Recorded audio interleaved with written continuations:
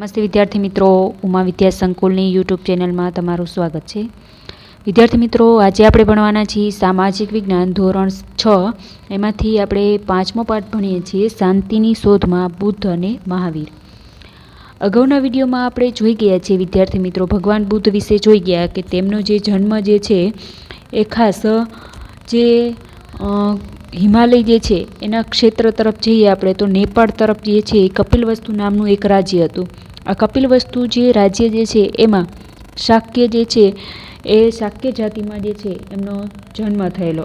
ખાસ વાત કરીએ તો પોતે એક રાજકુમાર હોય છે. એમને જે પિતાનું નામ જે છે એ ખાસ સુધોધન જે છે અને માતાનું નામ જે છે એ મહાદેવી હોય છે. ખાસ વાત કરીએ વિદ્યાર્થી મિત્રો કે 30 વર્ષની ઉંમરે જે છે તેઓ ગૃહત્યાગ કરે છે અને ગૃહત્યાગ કરી અને પોતાના જે ભગવા આભૂષણો છોડી અને ખાસ જે છે એક કહેવાય ભગવા વસ્ત્રો ધારણ કરી જે છે ભગવા વસ્ત્રો ધારણ કરી અને જંગલમાં નીકળી પડે છે સત્યની શોધમાં. સૌથી પહેલાં તો એ બ્રાહ્મણ મિત્રો જે છે એના સંપર્કમાં આવે છે, પણ એને એવું વિચાર્યું કે ખાસ જે શરીરને કષ્ટ આપીને અંજળનો ત્યાગ કરી અને ભગવાનની પ્રાપ્તિ થશે નહીં, જે સાચું જ્ઞાનની પ્રાપ્તિ થશે નહીં, એટલા માટે એને બ્રાહ્મણ મિત્રોનો સાથ છોડી અને અલગ જ તપ કરવાનું શરૂ કરી દીધું. અને ખાસ જે છે વિદ્યાર્થી મિત્રો કે ખાસ એમને કીધું કે આધ્યાત્મિક માર્ગ અને તૃષ્ણા ઉપર જે વિજય મેળવવો હોય, આધ્યાત્મિક માર્ગ અને તૃષ્ણાઓનો ત્યાગ એટલે કે તૃષ્ણા એટલે કે ઈચ્છાઓનો ત્યાગ, બધી જ ઈચ્છાઓનો ત્યાગ અને આધ્યાત્મિક માર્ગ અપનાવવાથી આપણે સત્યનું સાચું જ્ઞાન પ્રાપ્ત થાય છે. અને આ માર્ગ અપનાવી અને તેમણે સાધના શરૂ કરી. ઘણા બધા જે વર્ષો જે છે એ તપ કરી અને ખાસ જે છે એ એક વખત જે છે વૈશાખી પૂર્ણિમાના દિવસે એમને બોધિગયા ખાતે પીપળાના વૃક્ષ નીચે જ્ઞાન પ્રાપ્ત થયું. આથી કરીને વિદ્યાર્થી મિત્રો જ્યારે એમને જ્ઞાન પ્રાપ્ત થાય છે ત્યારે એ બુદ્ધ કહેવાય છે. બુદ્ધનો અર્થ પણ જોઈ ગયા કે જ્ઞાની અથવા જાગ્રત વ્યક્તિ થાય છે. ખાસ સૌ પ્રથમ જ્યારે બુદ્ધને જ્ઞાન પ્રાપ્ત થયું ત્યારે સૌથી પહેલો એનો ઉપદેશ જે છે એમને બોધિગયા જે છે સારનાથ ખાતે જે છે એ સારનાથ ખાતે સૌથી પહેલાં એમને ઉપદેશ આપેલો. પ્રશ્ન પૂછાઈ કે ભગવાન બુદ્ધે જે છે એ સૌથી પહેલો ઉપદેશ ક્યાં આપેલો છે, તો સૌથી પહેલો જે ઉપદેશ જે છે એને સારનાથ ખાતે 5 જે બ્રાહ્મણ મિત્રો જેને પહેલી વાર જ્યારે એને તપ કરેલું હતું એ બ્રાહ્મણ મિત્રો હતા, એમના સાથીદારો, તો એમને સૌથી પહેલાં ઉપદેશ આપે છે. અને આ ઉપદેશ વિદ્યાર્થી મિત્રો ધર્મચક્ર પ્રવર્તનના નામે ઓળખાય છે. ખાસ આપણે જોઈ ગયા કે એમને જે છે એ ઉપદેશ આપ્યો છે એ સાદી અને સરળ ભાષામાં આપ્યો છે. એમને કીધું છે કે સંસાર જે છે એ દુઃખમય છે. આ સંપૂર્ણ સંસાર દુઃખમય છે. દુઃખનું જે મુખ્ય કારણ જે છે એ તૃષ્ણા છે. અને જે દુઃખનો જે નાશ કરવો હોય તો પહેલાં આપણે તૃષ્ણાઓ એટલે કે ઈચ્છાઓનો ત્યાગ કરવો પડે. અને અષ્ટાંગિક માર્ગ અપનાવવાથી જે છે એ તૃષ્ણાઓનો ત્યાગ થાય છે. આવી રીતે જે છે એને સરળ અને સાદી ભાષામાં ઉપદેશ આપેલો છે. ખાસ અહીંયા વાત કરીએ તો બુદ્ધ એક મહાન સુધારક તરીકે અહીંયા આપણે વાત કરવાની છે વિદ્યાર્થી મિત્રો.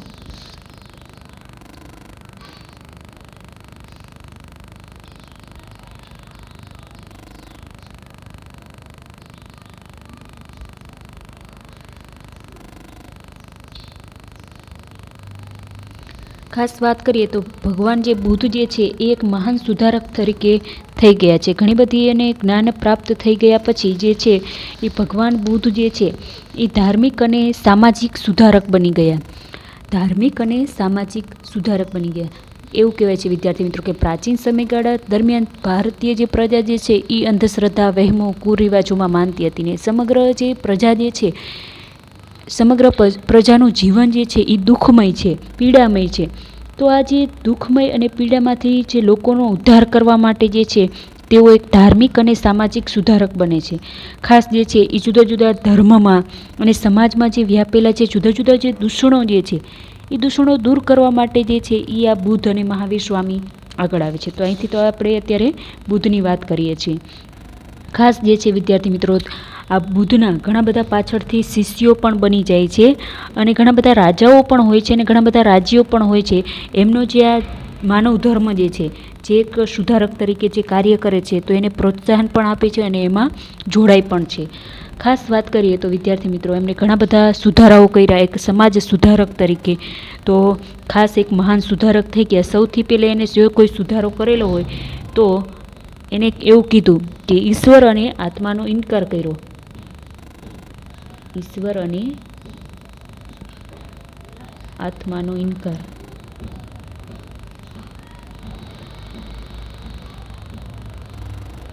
સૌથી પહેલાં એને સરળ અને સાદી ભાષામાં જે ઉપદેશ આપ્યો એમાં પહેલી જ બાબત એને એવી કીધી કે ઈશ્વર અને આત્માનો ઇનકાર કરે છે.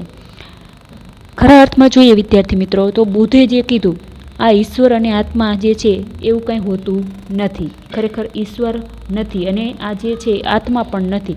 એને કર્મવાદને મહત્ત્વ આપેલું છે. કર્મવાદને મહત્ત્વ આપ્યું છે. પ્રશ્ન પૂછાય કે ભગવાન બુદ્ધે જે છે ઈશ્વર અને આત્માનો ઇનકાર કરી શેને મહત્ત્વ આપેલું છે? તો કર્મવાદને જે છે એ મહત્ત્વ આપેલું છે. માણસ જેવા કર્મો કરે છે એના આધારે જે છે સમાજમાં એનું સ્થાન નક્કી થાય છે. દુઃખનું અને સુખનું કારણ જે છે એના કર્મો છે એવું કહી શકીએ. હાલમાં જ વિદ્યાર્થી મિત્રો જો આપણે જોઈએ તો માણસ જેટલી મહેનત કરે છે એટલું એને વધુ સુખ પ્રાપ્ત થાય છે. શરૂઆતમાં એને દુઃખ પણ હોય છે પણ માણસ જેવા કર્મો કરે છે એના આધારે એને સુખ અને દુઃખ પ્રાપ્ત થાય છે. એટલે પહેલી બાબત એને એવું કીધી કે ઈશ્વર અને આત્માનો ઇનકાર કરી અને કર્મવાદને મહત્ત્વ આપેલું છે. એમના મતે જો વાત કરીએ તો ઈશ્વર હોય તો દુઃખ સંભવે જ નહીં. શું કીધું એને? કે જો ઈશ્વર હોય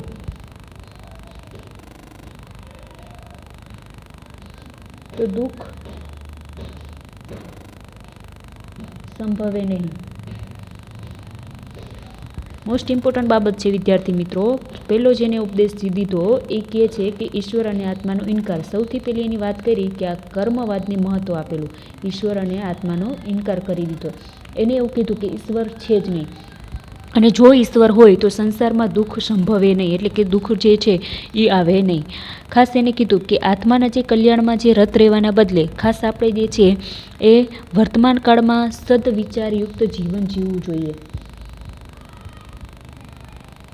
સદવિચારયુક્ત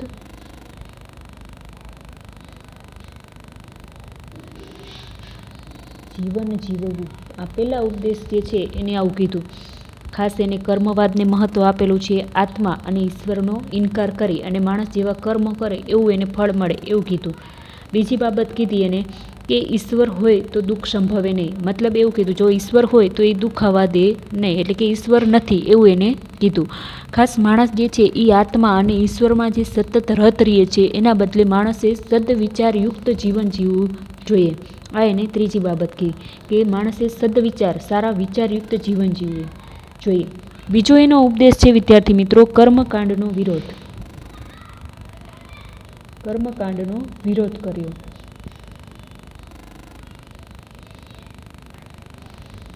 ખાસ જે છે વિદ્યાર્થી મિત્રો પ્રાચીન વૈદિક કાળથી જે છે એ આ કર્મકાંડનું વિશેષ મહત્ત્વ છે. ઘણા બધા જે પૂજાપાઠ કરવામાં આવે, જુદા જુદા દેવી દેવતાઓની ભક્તિ કરવામાં આવે, એને જુદા જુદા બલિદાનો દેવામાં આવે. ઘણા બધા પશુઓ જે છે એ બલિ રૂપે ચડાવવામાં આવતા હોય. ખાસ જે છે એ ઘણું બધું પુષ્કળ ધન જે છે એ ચડાવવામાં આવતું હોય. તો આ બધું જે છે એ નિરર્થક છે, કોઈ અર્થ નથી એનો. એવું જે ભગવાન બુદ્ધે કીધું કે આ બધું જ નકામું છે. કર્મકાંડનો વિરોધ કર્યો. ખાસ જે છે યજ્ઞમાં થતી ખાસ પશુ હિંસાને અટકાવવા માટે સૌથી અગત્યની બાબત છે કે આ કર્મકાંડોનો વિરોધ. પ્રાચીન સમયથી જે છે એ બ્રાહ્મણો અથવા તો કોઈ પણ જે કર્મકાંડ કરે છે તો જુદી જુદી વસ્તુઓનું દાન સ્વરૂપે આપે છે. જુદા જુદા મૂર્તિ પૂજા, પૂજાપાઠ આ બધામાં સમય વેડફે છે. ખાસ જે છે પશુ જે છે એની બલિ ચડાવે છે. તો આ બધું જે છે એ એનો વિરોધ કરેલો છે ગૌતમ બુદ્ધે. અને ખાસ એને કીધું કે અહિંસા જે છે એનો સર્વોચ્ચ ગુણ છે. અહિંસા સર્વોચ્ચ ગુણ છે.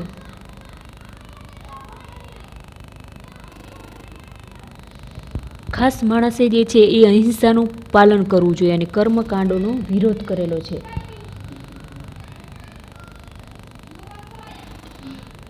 કર્મકાંડોનો વિરોધ કરેલો. આજે કર્મકાંડ જે છે ખાસ પશુ હિંસાનો વિરોધ કરેલો છે.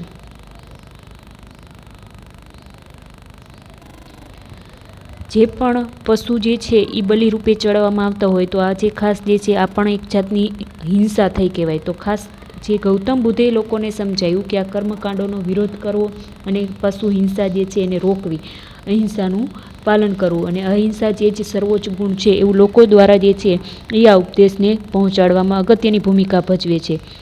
ખાસ જે છે માણસે જે છે એ તમામ પ્રાણીઓ પ્રત્યે જે છે અહિંસાથી વર્તન કરવું જોઈએ. પ્રાણીઓ પ્રત્યે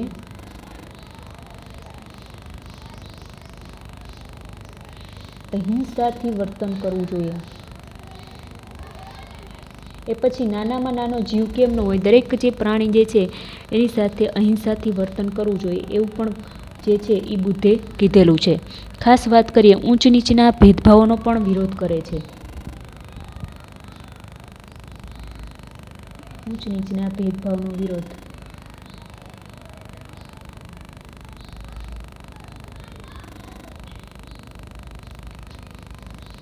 મોસ્ટ ઇમ્પોર્ટન્ટ બાબત છે વિદ્યાર્થી મિત્રો કે પ્રાચીન સમયથી જે વાત કરીએ તો ભારતમાં જે છે એ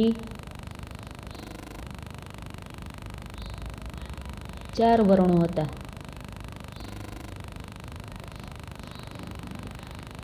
બ્રાહ્મણ, ક્ષત્રિય, વૈશ્ય અને શૂદ્ર. ભારતમાં જે છે વિદ્યાર્થી મિત્રો આ 4 વર્ણો હતા.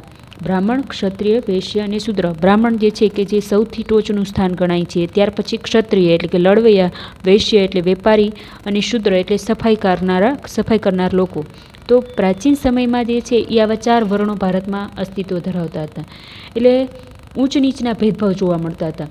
જે ઉચ્ચ કુળમાં બ્રાહ્મણોનું જે સ્થાન જે છે એ સૌથી ટોચનું ગણાતું. એને જે છે એ ગામમાં સૌથી ટોચનું સ્થાન હતું. સારા જે ગામની વચ્ચોવચ્ચ એને રહેવા માટેની જગ્યા મળી રહેતી, આ બધું. અને શૂદ્રો જે છે એનું આજીવન જે જીવન છે એ સફાઈમાં વ્યતીત થતું. ખાસ જે છે તો આવી રીતે જે છે ઉચ્ચ કુળમાં જે જન્મ લેવો તો એ સારું બાબત ગણાતી. જે શૂદ્રો સાથે ભેદભાવ કરવામાં આવતો હતો. તો આ જે છે ઊંચ નીચના ભેદભાવો જે છે એનો જે ગૌતમ બુદ્ધે વિરોધ કરેલો છે.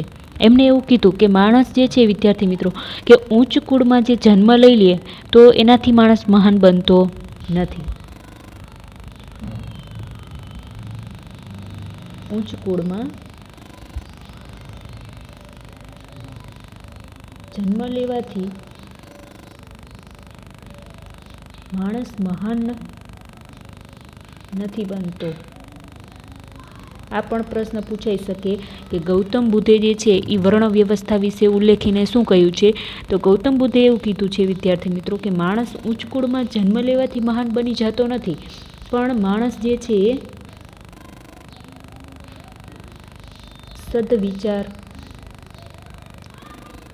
સદવિચારો જે છે, સદ આચરણ જે છે, કર્મો જે છે, સત્ય અને અહિંસાના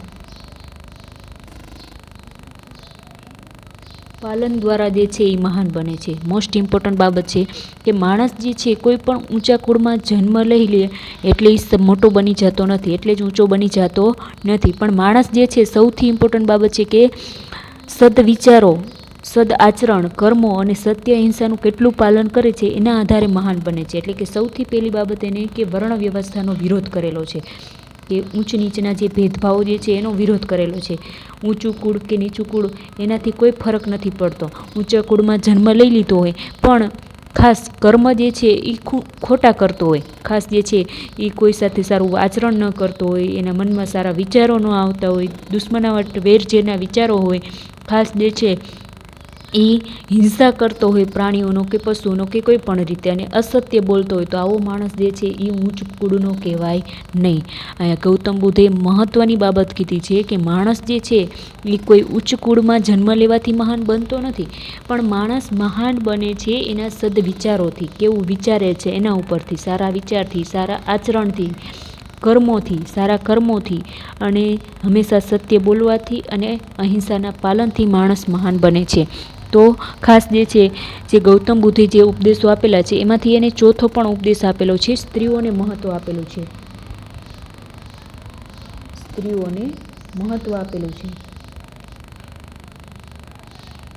મોસ્ટ ઇમ્પોર્ટન્ટ બાબત છે કે પ્રાચીન સમયમાં જો કોઈ અગત્યના સુધારા કરેલા હોય તો એ ખાસ આપણે કહી શકીએ મહાવીર સ્વામી અને ગૌતમ બુદ્ધ. સ્ત્રીઓને સૌથી પહેલાં જો અગત્યનું સ્થાન આપ્યું હોય તો ગૌતમ બુદ્ધે જે છે એને એવું કીધું છે કે જો માનવી જે છે, પુરુષો જો માનવ ધર્મ અપનાવી અને જે ખાસ સારો ધર્મ માનવ ધર્મ અપનાવીને પુરુષો જો નિર્વાણનો અગત્યનો માર્ગ અપનાવી શકે તો પછી સ્ત્રીઓ કેમ નહીં? એટલે કે સ્ત્રીઓ કેમ સાધ્વી ન બની શકે અને સાધ્વી બની અને સારા વિચારો, સારું આચરણ અને લોકોને ઉપદેશ આપી અને સંપૂર્ણ જીવન જે છે એ કેવી રીતે વ્યતીત કરી શકે અને છેલ્લે એ ધર્મનું પાલન કરતાં કરતાં કેમ મૃત્યુ પામી શકે. કે તો આ બધો જે અધિકાર જે છે એ પુરુષોને છે, એવી રીતે સ્ત્રીઓને પણ આ જ અધિકાર જે છે કે જે ગૌતમ બુદ્ધે જે પણ માર્ગ અપનાવ્યો છે એ માર્ગ સ્ત્રીઓને પણ એના અનુયાયી બનવાનો અધિકાર છે, એવું સૌથી પહેલાં એને કીધું.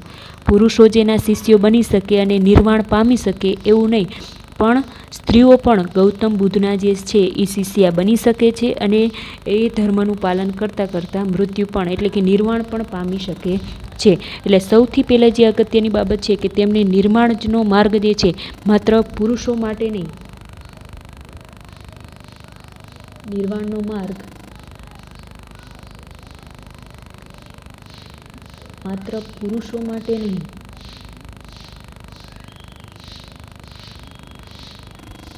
પરંતુ સ્ત્રીઓ પણ ખાસ જે છે સાધના અને કર્તવ્યથી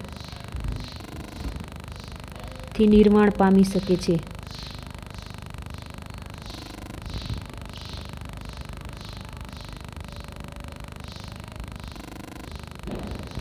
મોસ્ટ ઇમ્પોર્ટન્ટ બાબત જે છે એ ગૌતમ બુદ્ધે કીધી છે કે ખાસ પુરુષો જ ખાલી જે છે એ ગૌતમ બુદ્ધના શિષ્યો બની અને જે એના શિષ્યો બનીને જે સમાજમાં સુધારાઓ કરે છે અને છેલ્લે સારા કર્મો કરી અને મૃત્યુ પામે છે, તો આ અધિકાર ખાલી પુરુષોનો નથી.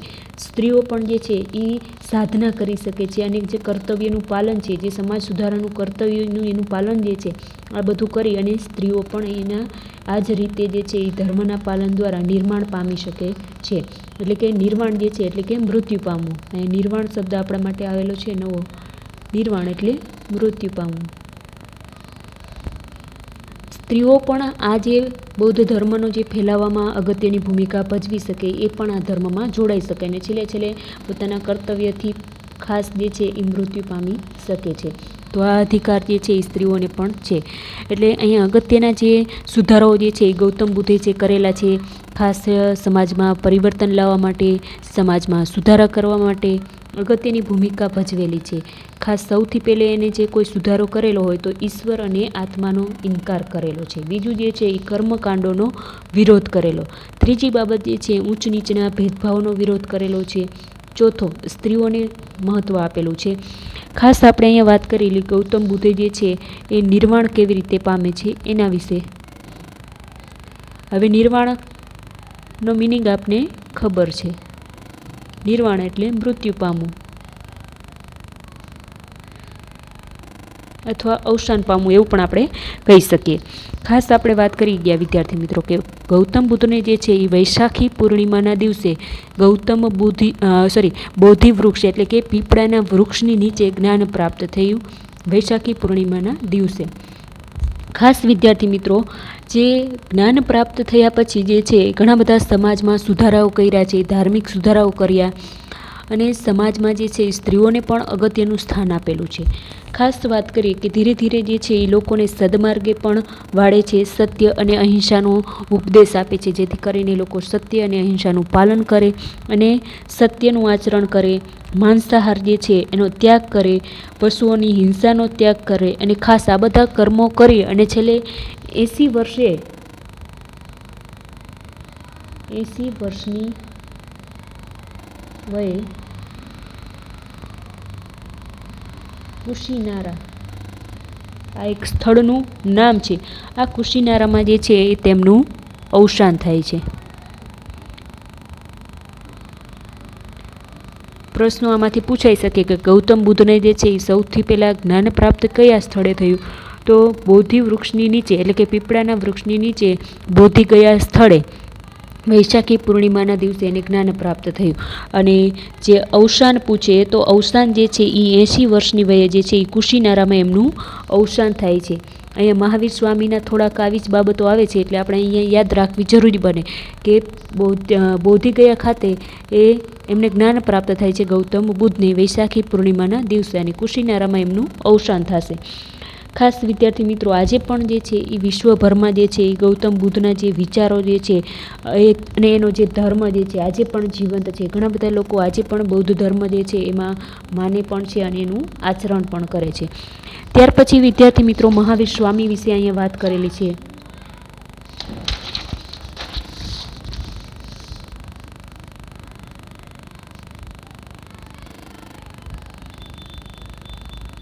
મહાવીર સ્વામી મહાન જે સુધારકો થઈ ગયા ગૌતમ બુદ્ધ અને મહાવીર સ્વામી. મહાવીર સ્વામીની જો વાત કરીએ તો બૌદ્ધ ધર્મની જેમ મહાવીર સ્વામીએ પણ જે છે એ સમાજમાં સુધારકો તરીકેનું મહત્ત્વનું કાર્ય કરેલું છે. સમાજમાં જે ધર્મમાં અને સમાજમાં સુધારક કરવાનું મહત્ત્વપૂર્ણ કાર્ય કરેલું છે.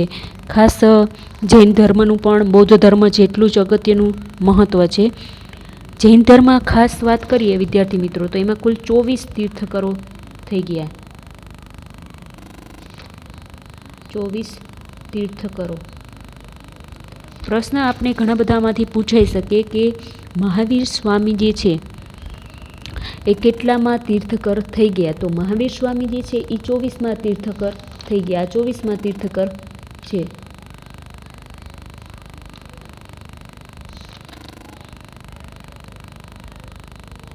અને કુલ પૂછે કે કુલ જૈન ધર્મમાં કેટલા તીર્થકરો થઈ ગયા? તો જૈન ધર્મમાં કુલ 24 તીર્થકરો થઈ ગયા છે. અને મહાવીર સ્વામી જે છે એ 24માં તીર્થકર છે. તો પ્રથમ તીર્થકર કોણ હતા? એવો પણ પ્રશ્ન પૂછાય. પ્રથમ તીર્થકર જે છે તે ખાસ આપણે વાત કરીએ તો આદિનાથ જે છે, અથવા તો એને ઋષભદેવ તરીકે પણ ઓળખવામાં આવે છે. આદિનાથ અથવા તો એને ઋષભદેવ તરીકે પણ ઓળખવામાં આવે. બેમાંથી જે પણ લખ્યું હોય તે સાચું પડે. પ્રથમ તીર્થકર જે છે એ આદિનાથ અથવા તો એને ઋષભદેવ તરીકે પણ ઓળખવામાં આવે છે. ખાસ વિદ્યાર્થી મિત્રો, જૈન ધર્મના જે ગ્રંથો જે છે, આગમ ગ્રંથો,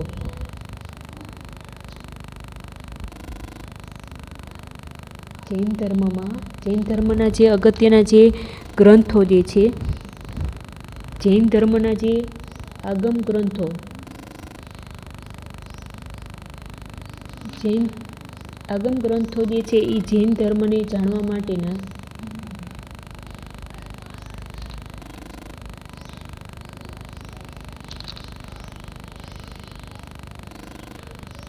મહત્વના જે ગ્રંથો જે છે, મહત્વનો ગ્રંથ છે એ કહી શકીએ આપણે. પ્રશ્ન આપને પૂછાય કે જૈન ધર્મનો જે મહત્વપૂર્ણ ગ્રંથ કયો છે?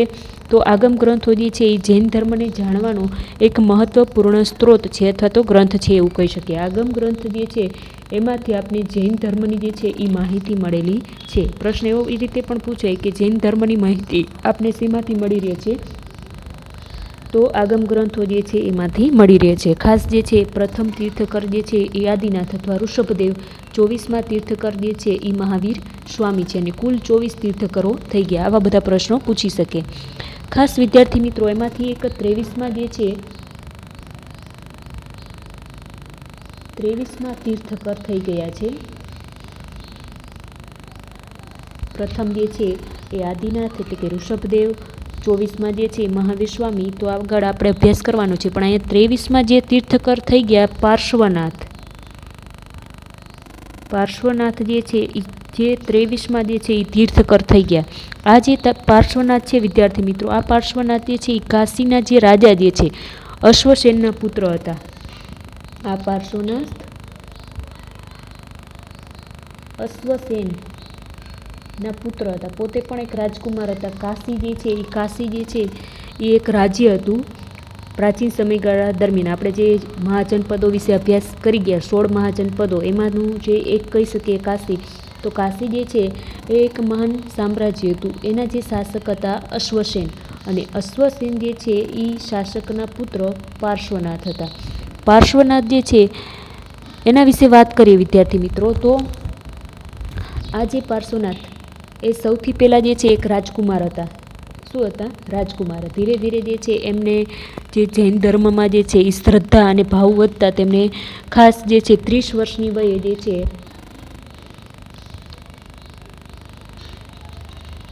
30 વર્ષની વયે એટલે કે ઉંમરે ગૃહ ત્યાગ કરે છે. અને ખાસ જે છે એ સંન્યાસી બને છે.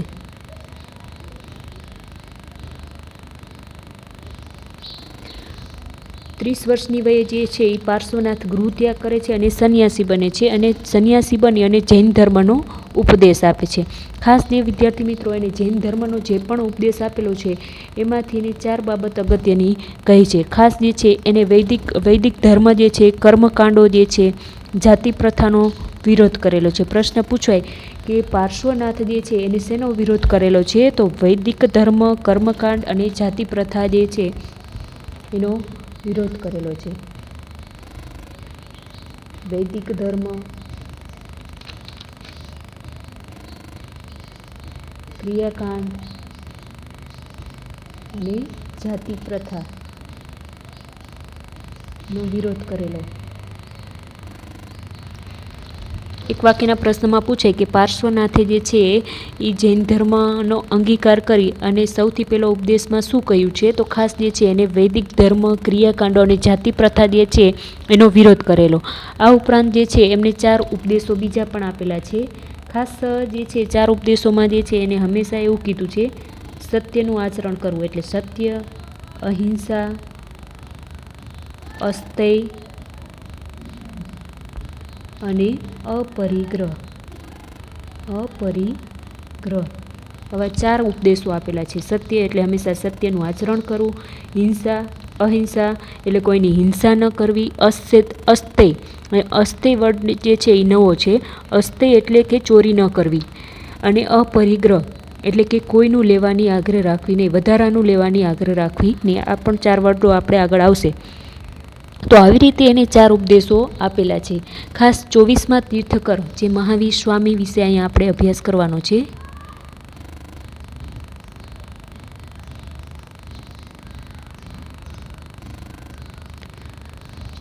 ખાસ આટલું જે છે વિદ્યાર્થી મિત્રો, મહાવીર સ્વામી જે છે એના પહેલાં જૈન ધર્મ જે થઈ ગયો એ જૈન ધર્મની શરૂઆત વિશે વાત કરી. એટલે સૌથી પહેલાં જે છે એ 24 કુલ તીર્થકરો થઈ ગયા. સૌથી પહેલાં તીર્થકર આદિનાથ અથવા તો ઋષભદેવ છે એ પહેલાં તીર્થકર. 24મા તીર્થકર જે છે એ મહાવીર સ્વામી. ખાસ એમાં 23મા જે છે એ તીર્થકર જે છે એ પાર્શ્વનાથ જે છે. પાર્શ્વનાથે જે છે એ 30 વર્ષની વયે ગૃહત્યાગ કરી અને સંન્યાસી બને છે.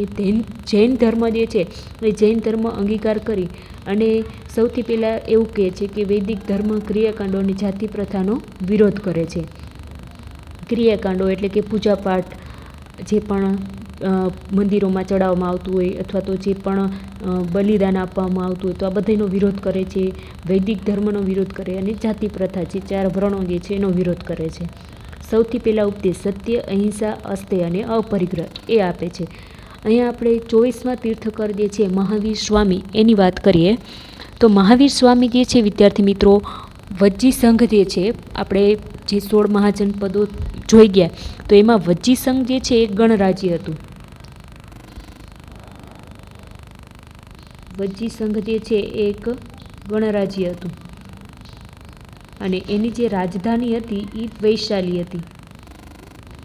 વજ્જી સંઘ જે છે એ ગણરાજ્ય 16 મહાજનપદો જે થઈ ગયા, 16 મહાજનપદોમાંથી એક હતું વજ્જી સંઘ. આ એક મહાજનપદ હતું અને એની જે રાજધાની જે છે એ વૈશાલી હતી. આ જે ગણરાજ્ય પ્રકારના રાજ્યો હતા અને જે રાજતંત્ર પ્રકારના રાજ્યો હતા 16 મહાજનપદોમાંથી. હાલમાં આપણે જે લોકશાહી શાસન પદ્ધતિ જે છે, કેટલાક દેશો એવા છે કે જેને લોકશાહી નહીં પણ સરમુખત્યારશાહી શાસન પદ્ધતિ અપનાવેલી હોય. તો ખાસ અહીંયા વાત કરીએ 16 જેટલા મહાજનપદોમાંથી કેટલાકે શાસન પદ્ધતિ અપનાવી એ કેવી હતી? ગણરાજ્ય પ્રકારની. અને કેટલાકે જે અપનાવી એ રાજતંત્ર પ્રકારની પદ્ધતિ હતી. ગણતંત્રમાં જે છે એ ચૂંટણી દ્વારા રાજા પસંદ કરવામાં આવતો હોય અને દરેક સભ્યને રાજા કહેવામાં આવતો. અને રાજતંત્રમાં રાજા મુખ્ય હોય, એના સિવાય બીજા કોઈને રાજા કહી શકીએ આપણે નહીં. તો અહીંયા વજીસંઘ એટલે કે વજીસંઘ એક ગણરાજ્ય હતું, એટલે કે જે ગણરાજ્ય એટલે કે જેમાં રાજા ચૂંટવામાં આવતો હોય ચૂંટણી દ્વારા. તો આ ગણરાજ્ય હતું અને એની રાજધાની વૈશાલી હતી.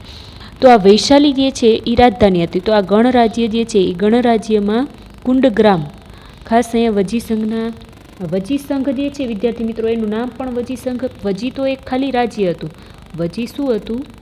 એક મહાજનપદ હતું. પણ એ સંઘ કેવી રીતે બને છે એ પણ આપણે આગળના પાઠમાં અભ્યાસ કરી ગયા છે 16 મહાજનપદોમાં, કે વજી જે છે એ નાનું એવું ગણરાજ્ય હતું. અને મગધ મહાન શક્તિશાળી હતું. મગધ જે છે ત્યાર પછી બીજા પણ ગણરાજ્યો આપણે જોઈ ગયા, મહાન જે છે એ મહાજનપદો જોઈ ગયા. તો એને સતત જે છે નાના ગણરાજ્યો અથવા નાના મહાજનપદોને ભય રહેતો બીજા જે છે મહાજનપદોનો. આથી કરીને જે છે વજી જે છે એની સાથે બીજા જે છે 8 થી 9 મહાજનપદો જોડાય અને એક સંઘ બને છે. બીજા જે છે એ મહાજનપદો જોડાય અને સંઘ બને છે. આથી આનું નામ જે છે વજી એક હોય છે અને બીજા મહાજનપદો નાના નાના જોડાય અને એક મજબૂત સંઘ બને છે. પછી એનું નામ શું બને છે? વજી સંઘ. અને એની રાજધાની હોય છે વૈશાલી. તો આવી રીતે મહાન મજબૂત વજી સંઘ બને છે. તો આ વજી સંઘ જે છે એનું એક રાજ્ય હતું.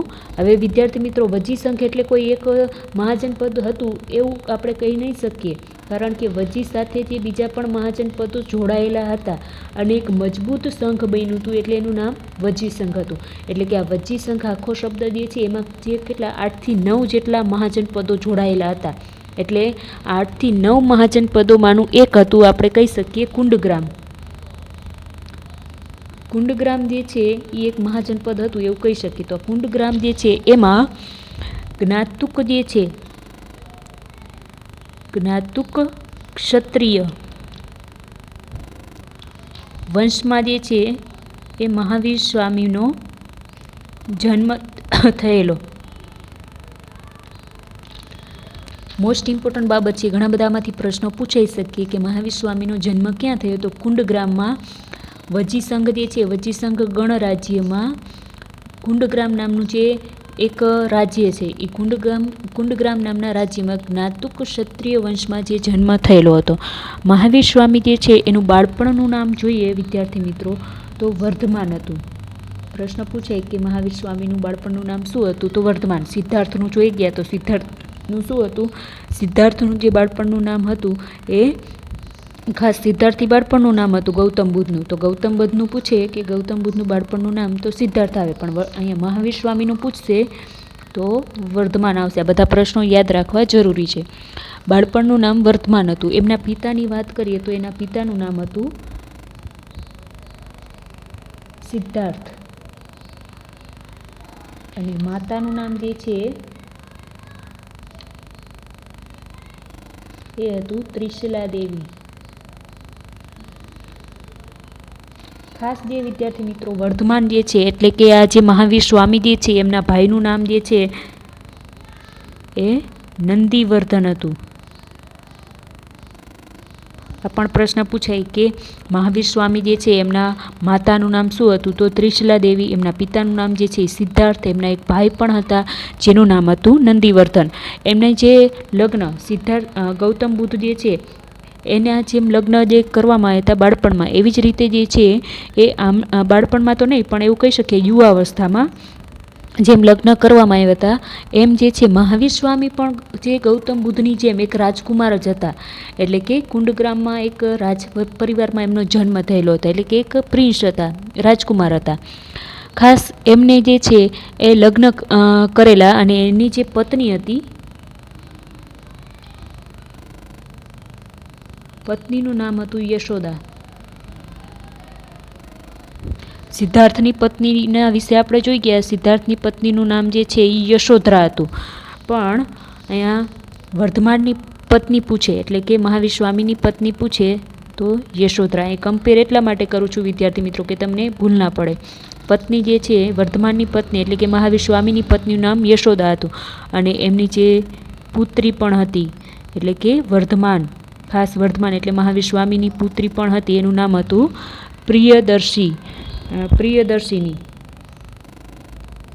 પ્રિયદર્શિની એની પુત્રી હતી. બરાબર.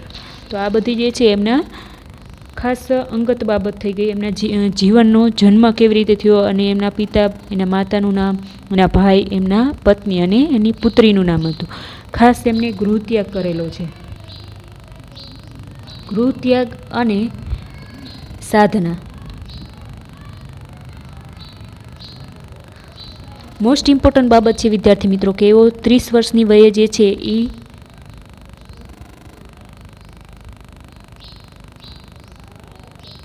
ગૃહત્યાગ કરે છે.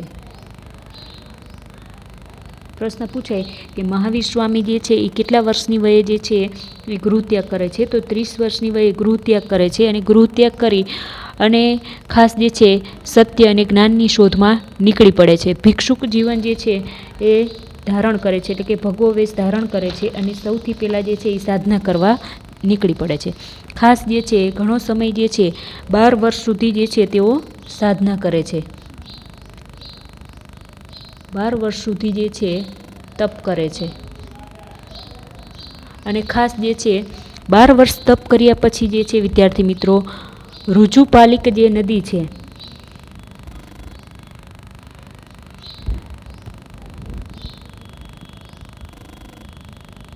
ઋજુપાલિક નદી જે છે ત્યાં તેમને જ્ઞાન પ્રાપ્ત થાય છે. સર્વોચ્ચ જ્ઞાન એટલે કે કેવલ જ્ઞાન પ્રાપ્ત થાય છે.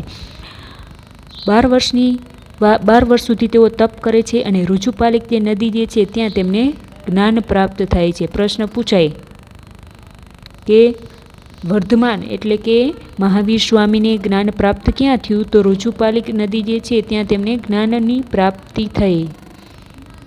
સિદ્ધાર્થની વાત કરીએ તો સિદ્ધાર્થને બોધિગયા ખાતે પીપળાના વૃક્ષની નીચે જ્ઞાન પ્રાપ્ત થયું. પણ અહીંયા આપણે પ્રશ્ન જોઈએ મહાવીર સ્વામી વિશે. તો મહાવીર સ્વામી જે છે 12 વર્ષ સુધી તપ કરે છે, અને ખાસ જે છે 12 વર્ષ તપ કર્યા પછી ઋજુપાલિક જે નદી જે છે ત્યાં એમને જ્ઞાન પ્રાપ્ત થયું. જ્ઞાન પ્રાપ્ત થયા પછી ખાસ જ્ઞાન પ્રાપ્ત થાય એટલે પોતાના જે મન અને ઇન્દ્રિયો ઉપર એમને વિજય હાંસલ કરેલો છે.